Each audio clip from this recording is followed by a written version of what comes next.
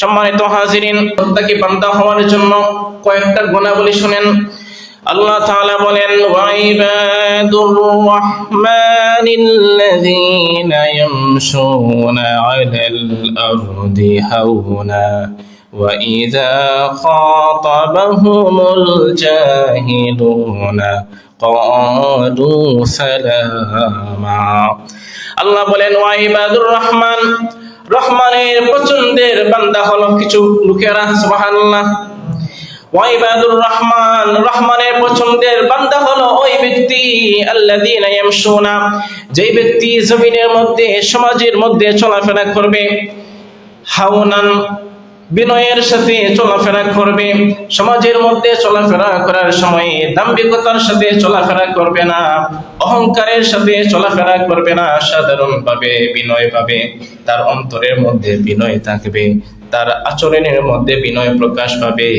এরকম বিনয়ের সাথে সমাজের মধ্যে চলাফেরা করবে যারা, আল্লাহ পাকের পছন্দের বান্দা হলো তারা। সুবহানাল্লাহ। ওয়া ইযা খাতাবাহুমুল জাহিলুনা ক্বালু সালামা।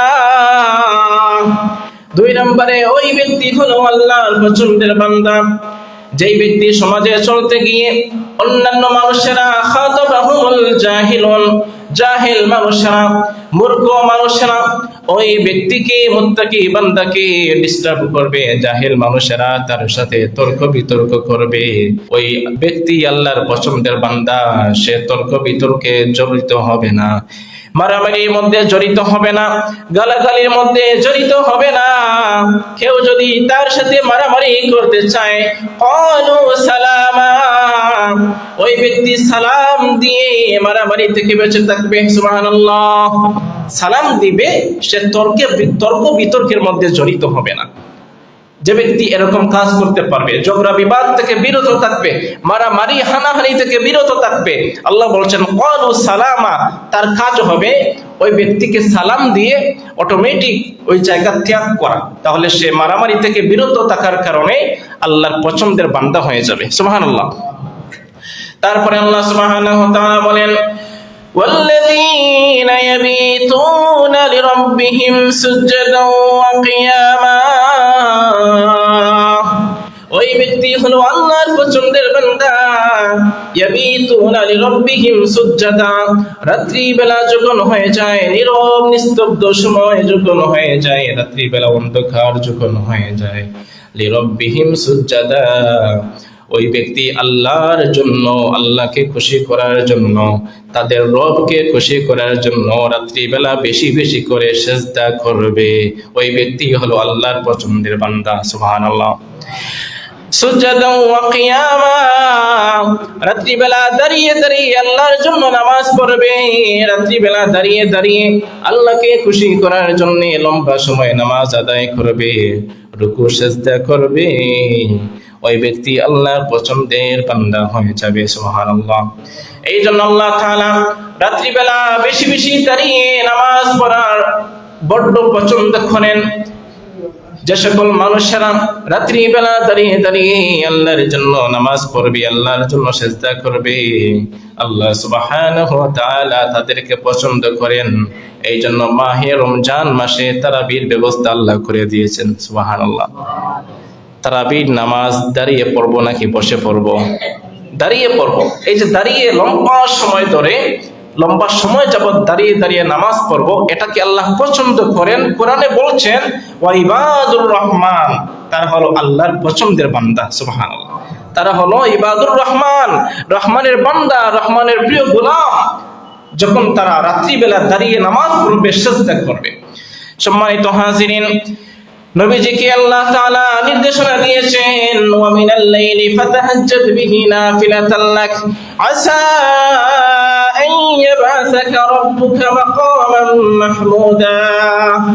ওয়া মিনাল লাইলি, রাত্রিবেলা যখন হয়ে যায়, ফাতাহাজ্জাদ বিহি, হে রাসূল আপনি রাত্রিবেলা তাহাজ্জুদের নামাজ আদায় করেন। নাফিলাতাল লাকা, এই নামাজটা আপনার জন্য অতিরিক্ত নামাজ। এই নামাজটা বাধ্যতামূলক নামাজ নয়। রাত্রিবেলা দাঁড়িয়ে দাঁড়িয়ে তাহাজ্জুদের নামাজ আদায় করা নবীদের জন্য যদিও আবশ্যক ছিল, উম্মতের জন্য বাধ্যতামূলক নয়। আল্লাহ বলছেন নাফিলাতান লাকা, এই নামাজটা হলো অতিরিক্ত নামাজ। কেউ যদি রাত্রিবেলা দাঁড়িয়ে দাঁড়িয়ে তাহাজ্জুদের নামাজ আদায় করতে পারে, আল্লাহ বলেন আসা আইয়াবাসাকা রাব্বুকা মাকামান মাহমুদা, অচিরেই খুব শীঘ্রই আল্লাহ তাআলা ওই গোলামটাকে, ওই বান্দাটাকে এই পৃথিবীর মধ্যে সবচেয়ে সম্মানজনক এবং প্রশংসনীয় জায়গায়, সফলতার জায়গা আল্লাহ তাআলা দিয়ে দিবেন। সুবহানাল্লাহ। যে ব্যক্তি তাহাজ্জুদের নামাজ আদায় করবে, নবীজিকে আল্লাহ বলছেন ইয়া আইয়ুহাল মুজাম্মিল, যখন সময় কনকনে শীত চলে আসছে, চাদর পেঁচিয়ে আমাদের প্রিয় রাসূল চাদর মুড়ি দিয়ে এভাবে বসে আছেন কনকনে শীতের মধ্যে। আল্লাহ বলেন ইয়া আইয়ুহাল মুজাম্মিল, হে কম্বলওয়ালা নবী। সুবহানাল্লাহ। কম্বলওয়ালা নবী, নবীজিকে আল্লাহ তাআলা এত আদর করে, স্নেহ করে আল্লাহ তাআলা সম্বোধন করতেছেন ইয়া আইয়ুহাল মুজাম্মিল, হে কম্বলওয়ালা নবী, তুমি শীতের মধ্যে, কনকনে শীতের মধ্যে কম্বল মুড়ি দিয়ে বসে আছো, তোমার বসে থাকার কাজ নয়। কুমিল লাইলা ইল্লা কালিলা, রাত্রিবেলা তুমি দাঁড়িয়ে যাও নামাজ আদায়ের জন্য। সুবহানাল্লাহ। কুমিল লাইলা, রাত্রিবেলা দাঁড়িয়ে যাও, ইল্লা কালিলা, অল্প সময় হলেও তুমি দাঁড়িয়ে দাঁড়িয়ে আল্লাহর জন্য নামাজ করো। নিসফাহু, যদি সম্ভব হয় রাত্রি অর্ধেক রাত্রি তুমি নামাজ পড়বা। যদি সম্ভব না হয় আউইন কুস মিনহু কালিলা, অর্ধেক সময়ের আরো অর্ধেক, অর্থাৎ 1/3 সময় নামাজের মধ্যে কাটিয়ে দাও। সুবহানাল্লাহ। নবীজিকে আল্লাহ বলছেন হে আমার প্রিয় হাবিব, রাত্রিবেলা, রাত্র যখন আচ্ছাদিত হবে, গভীর নিস্তব্ধ হয়ে যায়, তখন দাঁড়িয়ে দাঁড়িয়ে আল্লাহর জন্য নামাজ পড়েন। নবীজিকে আল্লাহ আবার এটাও সুসংবাদ দিচ্ছেন আসা আইয়াবাসাকা রাব্বুকা মাকামান মাহমুদা, যদি এই কাজটা করতে পারেন অচিরেই শীঘ্রই মহান আল্লাহ তাআলা তোমাকে খুবই সম্মানজনক, অতি প্রশংসনীয় জায়গা আল্লাহ তাআলা নসিব করবেন।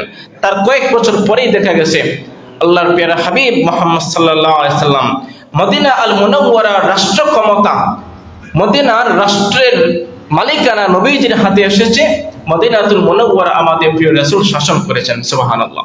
তাহলে আমরাও যদি ভালো জায়গায়, সম্মানজনক জায়গায়, প্রশংসনীয় জায়গায় যেতে চাই, আমাদের কাজও হলো রাত্রিবেলা আল্লাহর জন্য সিজদা করা, রাত্রিবেলা দাঁড়িয়ে দাঁড়িয়ে নামাজ পড়া, সম্ভব হলে 2 রাকাত, 4 রাকাত, 8 রাকাত, যে যতটুকু পারবো তাহাজ্জুদের নামাজ আদায় করা।